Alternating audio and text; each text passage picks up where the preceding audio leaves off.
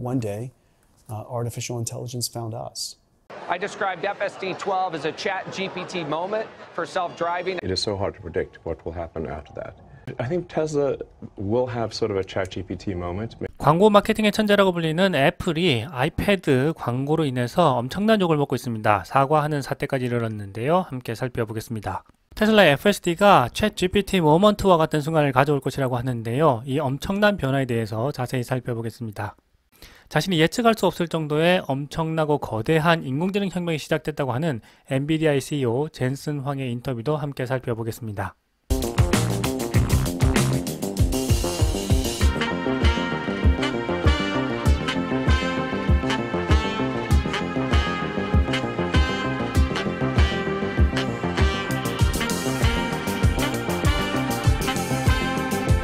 무엇이든 애플이 하면 다르다. 애플이 네이밍하고 브랜딩하면 하나의 제품이 된다라는 말이 있을 정도로 애플은 그동안 광고 마케팅의 천재로 여겨져 왔습니다.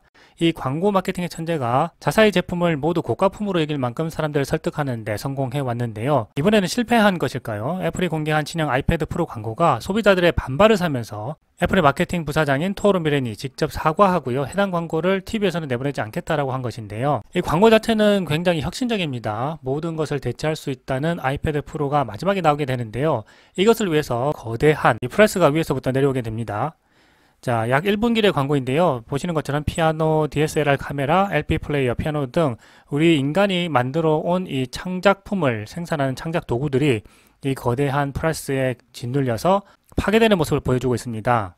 모든 것을 뭉개고 난 자리에 신형 아이패드 프로만 남은 채 광고가 마무리되게 되는데요. 지금까지 인간이 만들어온 모든 창작품, 창작 도구를 대신할 수 있는 것이 바로 아이패드 프로 하나면 충분하다 하는 메시지를 전달하기 위한 것으로 보입니다. 그런데 이 광고가 공개되고 나서요. 인간의 창의성과 문화적 성취를 파괴했다라는 비판이 제기되면서 엄청난 비판을 받게 된 것인데요.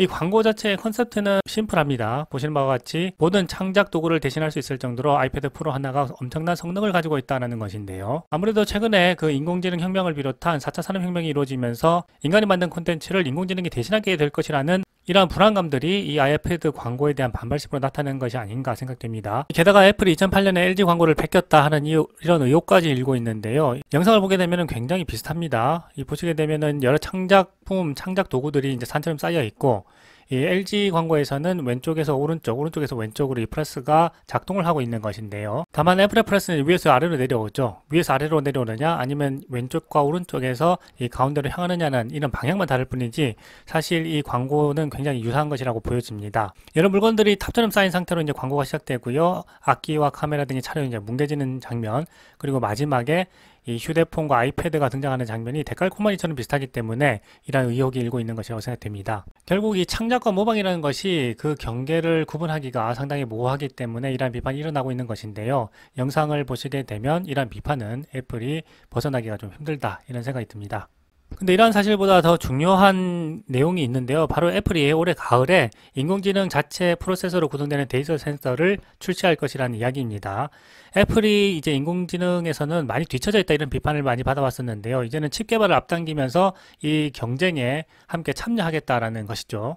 애플이 제공하고 있는 이 인공지능 서비스는 크게 두 가지로 나눌 수가 있는데요. 첫 번째는 스마트폰 자체에서 인공지능 서비스를 제공하는 온 디바이스 AI가 있고요. 두 번째는 이 서버와 연결해서 AI 서비스를 제공하는 클라우딩 컴퓨터 기반의 AI 서비스가 있습니다. 클라우딩 컴퓨터와 연결해서 서비스를 제공한 데는 이제 음성 비서인 시리가 있고요. 이미지를 생성해 주는 거, 긴 텍스트를 요약해 주는 거, 그리고 이 이메일을 대신 작성해 주는 것 등의 이제 복잡한 AI는 이 클라우딩 컴퓨팅 기반으로 서비스를 제공을 하고요. 그 다음에 스마트폰 자체에서 제공하는 서비스인 온 디바이스 서비스로는 이 메시지를 요약해 주는 것, 그 다음에 이미지 처리하는 것, 그 다음에 알림과 같은 이런 단순한 AI 작업들은 온 디바이스로 처리할 수 있을 것으로 생각이 됩니다. 그렇기 때문에 이러한 광고에 대한 비판보다는 사실 애플이 준비하고 있는 인공지능 서비스가 더 중요한 것인데요. 이 광고로는 제대로 설명은 되지 않은 것 같습니다. 이런 가운데 아이패드 신제품을 출시하면서 1분가량의 영상 광고를 내보냈는데 예술가와 인간 문명을 모욕하고 있다 이런 역풍을 맞으면서 사람들에게 큰 비판을 받았죠. 그런데 애플 광고에서 보게 되면은 사람들의 관심을 얻었다 하는 측면에서는 성공한 마케팅이다 라고 볼 수도 있을 것 같습니다. 그 뒤에 애플이 실제 준비하고 있는 인공지능 서비스를 통해서 사람들에게 이제 만족을 시켜줄 수 있게 된다면은 이 마케팅은 성공한 마케팅이 될 것인데요. 휴 그랜트를 비롯해서 여러 배우들이 이 아이패드 새 광고가 인간 경험에 파괴라고 하면서 굉장히 비판을 하면서 주목을 했는데 어떻게 보면은 이 마케팅 측면에서는 성공한 마케팅이 될 수도 있습니다. 이제 애플은 이렇게 해서 모인 사람들의 많은 관심을 실제 인공지능 서비스를 통해서 만족을 시켜야 하는 단계에 이제 이르게 되었고요. 향후에 이 서비스가 성공적으로 출시돼야만 애플은 앞으로 인공지능 경쟁에서도 뒤처지지 않게 될 것이라고 생각합니다. 인공지능 경쟁이 점점 치열해지고 있기 때문에 애플도 이렇게 인공지능 칩 개발 일정을 앞당기게 됐고요. 많은 기업들이 함께 경쟁함으로써 인공지능 혁명이 점점 더 빠르게 진행되고 있음을 우리는 이 광고와 애플의 최근의 모습에서 살펴볼 수 있게 되는 것 같습니다.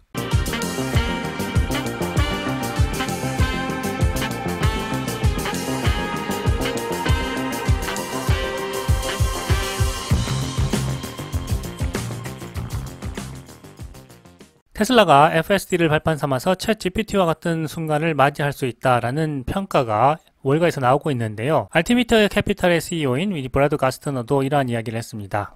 일론 머스크도 이전의 인터뷰에서 FSD가 세상을 바꿀 변화를 도저히 예측할 수 없다라고 이야기하기도 했는데요. 과거에도 캐너코드와 같은 이 많은 애널리스트들은 테슬라가 FSD 가격을 전기차 가격처럼 낮추기 시작하면 FSD 보급이 늘어나면서 주가가 큰 폭으로 오를 수 있다 이런 이야기를 하기도 했습니다. 최근에 테슬라가 FSD 구독료를 $99로 낮췄고요. FSD 가격도 낮추었기 때문에 많은 사람들이 FSD를 채택하고 있는 모습을 보이고 있는데요. 오픈 AI의 생성형 인공지능 챗GPT가 마이크로소프트, 엔비디아와 같은 관련주들의 주가 폭등을 불렀던 이른바 챗GPT 모먼트와 같은 대형 호재가 테슬라에게도 일어날 수 있다는 것입니다. 그동안 테슬라의 전기차 가격 인하는요, 대체로 주식시장에서 부정적인 의미로 받아들여졌습니다. 경기 둔화가 됐고요. 이 고물가에서 인플레이션 압력으로 인해서 금리를 높이다 보니까 내연기관 자동차에 비해서 비교적 고가인 전기차가 이제 수요가 둔화가 되고요. 이런 것들이 우리 삶에서 나타나다 보니까 이 테슬라가 가격 인하를 할 수밖에 없었고 마진이 줄어들면서 테슬라의 성장이 침체될 것이다 라는 비판이 나왔고 그것이 또 주가 폭락으로 이루어지기도 했죠. 그럼에도 불구하고 많은 애널리스트들은 FSD가 테슬라의 주가 폭등의 발판 역할을 충분히 할 수 있다라는 이야기들을 하고 있는데요.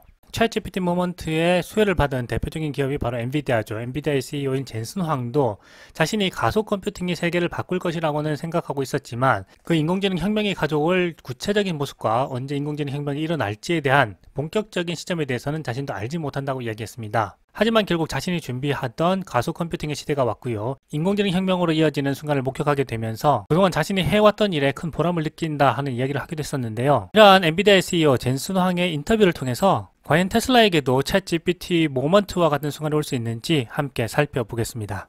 That led us to a much more general purpose type of accelerated computing that we created, which then one day artificial intelligence found us. You know, this is one of the things that's really amazing about a computing platform. Systems at the Microsoft Azure data centers that are powering ChatGPT and the work that we did with OpenAI in the very beginning to now that powers ChatGPT. And there's so many of them. And you know, one of the skills of resilience is the ability to forget the past. You know, just as coaches tell you, don't worry about the last down, worry about the next down. Every now and then, a technology revolution comes along. We were started in the PC revolution. After that, the internet revolution came. And all of a sudden, the companies before it, some of them didn't make it to the revolution, and some great new companies like Google and others got invented during that time. And then the cloud computing revolution came, and then the mobile cloud computing revolution came, and now we're talking about the AI revolution. And so each one of these transitions, it's very unlikely that the companies that were great before it are still great after it.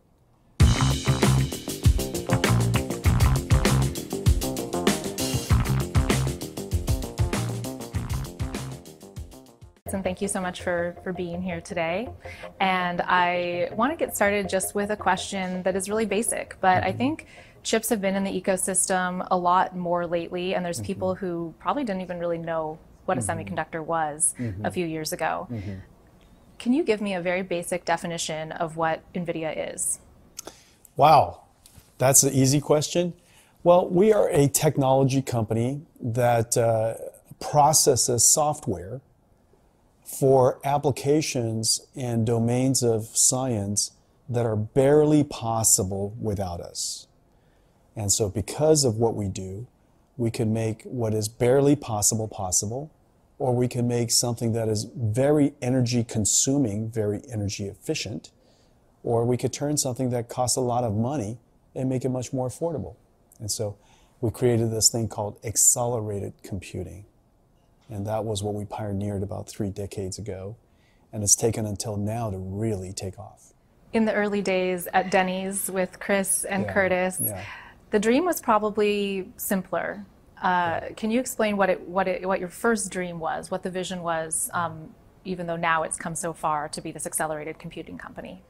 Well, at the time, if you go back 30 years, at the time the PC revolution was just starting. The microprocessor was starting to take off. The CPU was starting to take off. And there was quite a bit of debate about what is the future of computing and how should software be run. And there was a large camp, and rightfully so, that believed that CPU or general purpose software was the best way to go. And it was the best way to go for a long time. We felt, however, that there was a class of applications that wouldn't be possible without acceleration. And, or you couldn't make it affordable enough for everybody to enjoy without acceleration. And so we started this accelerator company, this accelerated computing company, to solve those problems.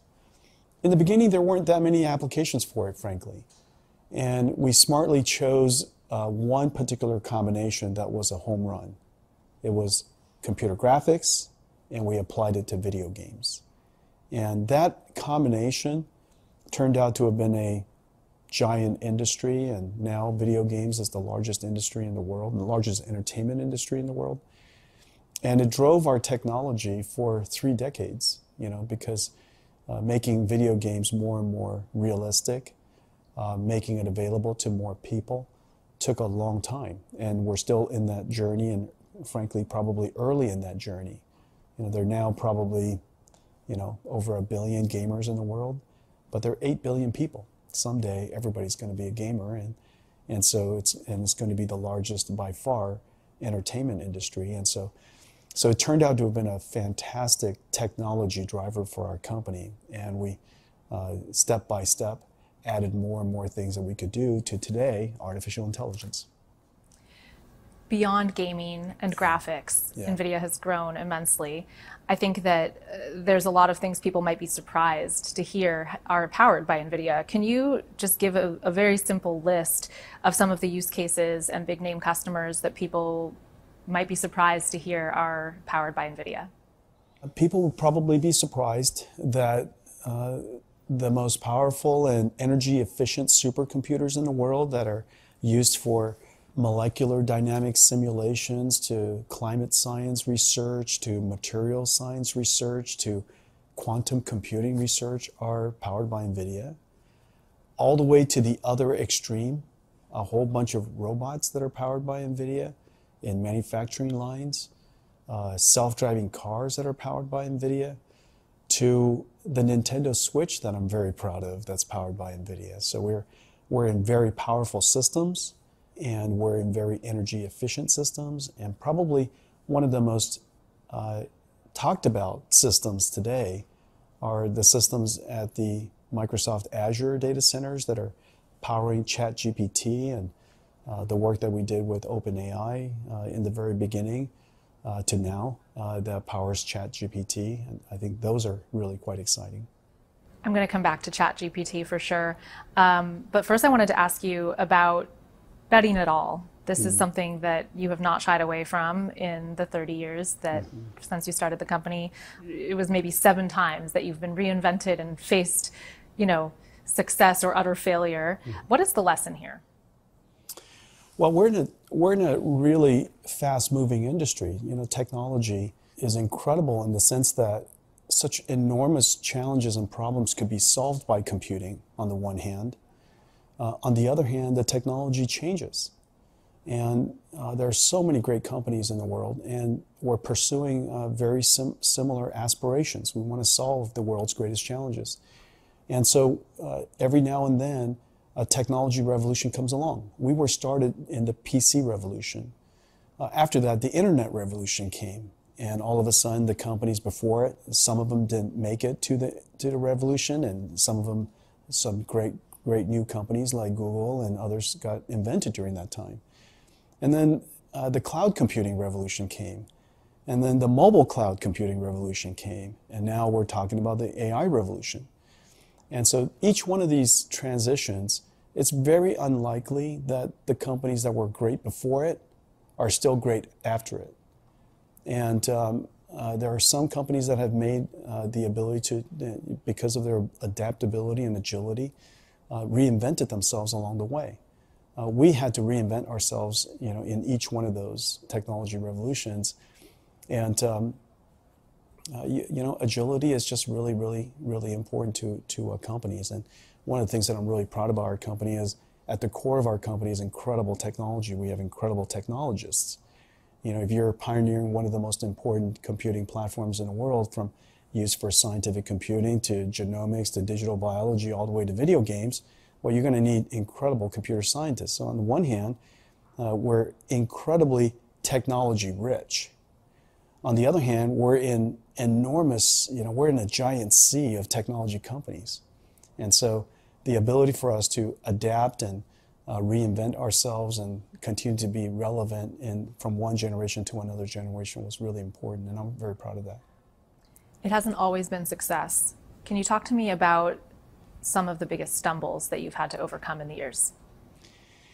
Well, every company makes mistakes, and I make a lot of them. And some of them puts the company in peril, especially in the beginning, because we were small and we're up against very, very large companies, and we're trying to invent this brand new technology. And when you invent something new, you have to convince customers to use it. You have to convince the ecosystem it's the right thing to use. And you've got developers. We're a computing company, so developers matter a lot to us. And so we're trying to invent something new, and we barely know exactly what we're doing. So when you're doing something that's never been done before, you're not exactly sure what you're doing.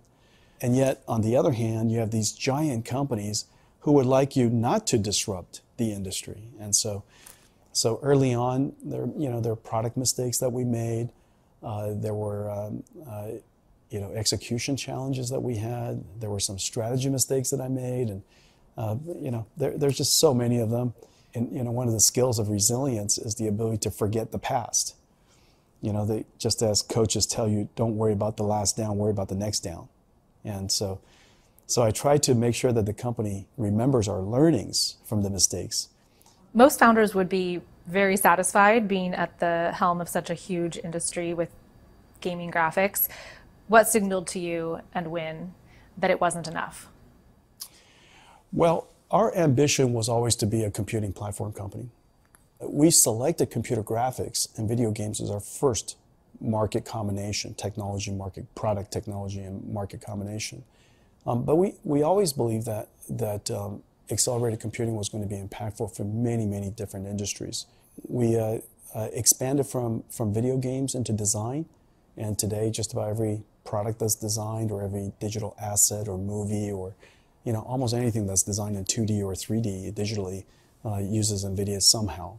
And then we extended that into scientific computing, into physical simulation, and started with seismic processing as a field called inverse physics, to particle simulations, molecular dynamic simulations, and so on and so forth, and fluids, and just about every field of science we're in today. And so I'm really proud of that. And that led us to a much more general purpose type of accelerated computing that we created, which then one day artificial intelligence found us.